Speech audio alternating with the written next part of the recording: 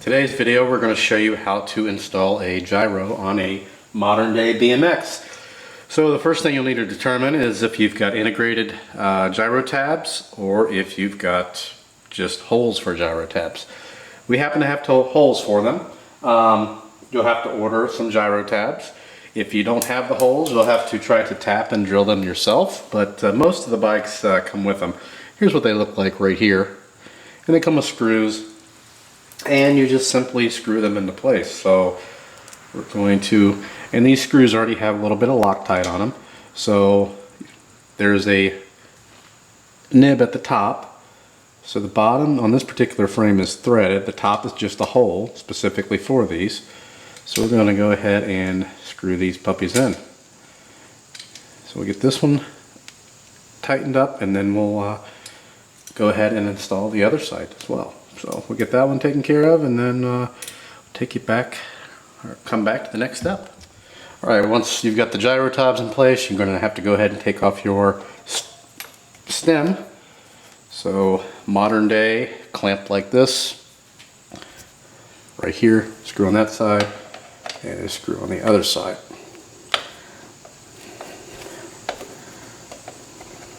And then you may or may not have a cap at the top holding them on.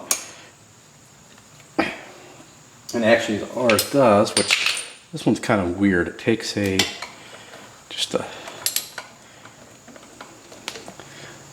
actual ratchet. Looks like somebody's already fiddled with it a bit. It's kind of marred up. So we're just unscrewing this. Usually there'll be a small Allen, but this one is just a square ratchet, and I'll show you here in a moment. You can see somebody's already boogered that up. Again, this is pre-owned. And then just slide your headset off. There you go. Not your headset, but your actual stem. So we'll come back with the gyro and we'll go from there. Okay, next we'll go ahead and slide the gyro itself on. This is a Snafu Mobius. So you just set it right there, and we'll go ahead and put our top clamp on. This happens to be a Colony, and then we could slide our stem back on.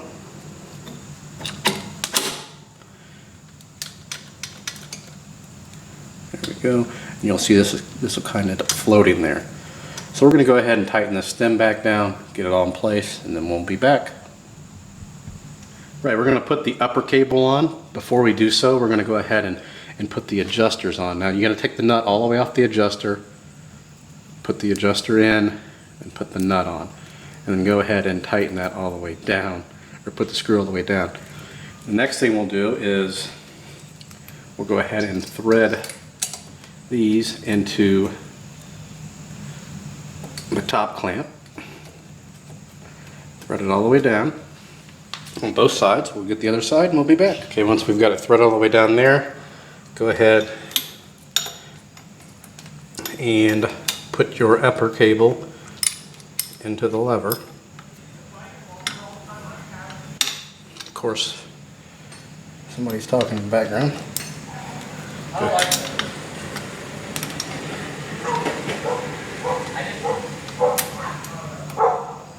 And there's dogs barking. It's a nice day out, so to get the proper amount of lighting in here, I've got the door open. There. So we've got that put in, and now we'll move back to the bottom. Okay, back down here, go ahead and take your cable. We're just going to put this in loosely, put it in the top of the actual gyro itself. There. And we can adjust this a little bit. We'll show you what happens when we adjust. Okay, there we go. We're going to adjust it at the lever. You can see it's raising up.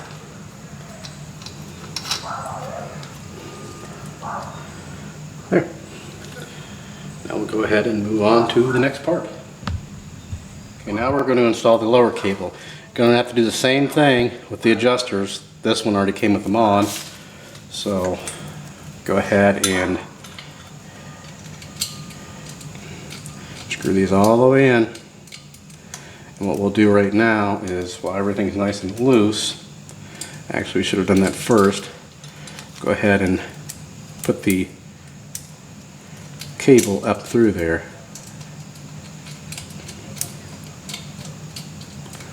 And we'll screw it all the way in so we can get our maximum adjustment. We'll do the same thing on the other side. Just be sure you route the cable how you want, and then we'll be right back. Okay, now we're at the back of the bike. Go ahead and get everything kind of firmed up there. You can see this cable is extra long, so we're going to have to determine how much we want to cut off. Obviously, don't cut it off with the cable in there, but we're going to cut it off about right there. So we'll pull this out, and we're going to go cut this off. I would recommend using proper cutters. They make special cutters for this, or even a pipe wrench, or not a pipe wrench, pipe cutter. So we're going to cut this off. We'll be back. Okay, now you've got your back brake installed. I didn't really show this because it's going to be brake dependent, so just install it like you normally would. Again, we've got all the, I've kind of adjusted them now, but make sure everything is turned in all the way down, lowest point when you get everything installed, and then you're going to move over to the gyro itself, or the Detangler. Gyro is technically an Odyssey term. So I've already pretty much adjusted this, but you basically want everything parallel. So on both sides, you want it to be parallel with one another. And there's really, I mean, a lot of times they'll say you want an inch or a half inch, whatever, in between these. But it's going to depend on the setup. It's going to work pretty much no matter what. As long as these two aren't grinding together or touching, it's going to work. So I've set it up on this one, just the kind of the best way it works, you know, what works best. I first adjusted the top. You can see they're adjusted and evenly on both sides. So I adjusted the top, that pulls this up, and then I adjusted the bottom to compensate for that. And just keep on adjusting it, keep on tapping your brakes. The thing is, you don't want, when you pull the brakes, you don't want the actual gyro itself, or the detangler, to hit the top plate. That is the most important thing. See, we got plenty of space there. Now, if it's out of adjustment, or you've got everything too loose, let's see what, see if we can show you what happens. Let's screw these back in all the way. And we're still not touching there yet, but we're closer. But you kind of get my drift. So you can either measure or count the amount of turns that you are turning out. I'm going to turn these all the way in again at the top, or the bottom, or the top, or the bottom rather. You can see how close it is now. If I put them all the way on, it's pretty much touching. Actually, it is touching. And this is where you would adjust from the bottom. So we'll even turns. I just do them both at the same time, and then I eyeball it.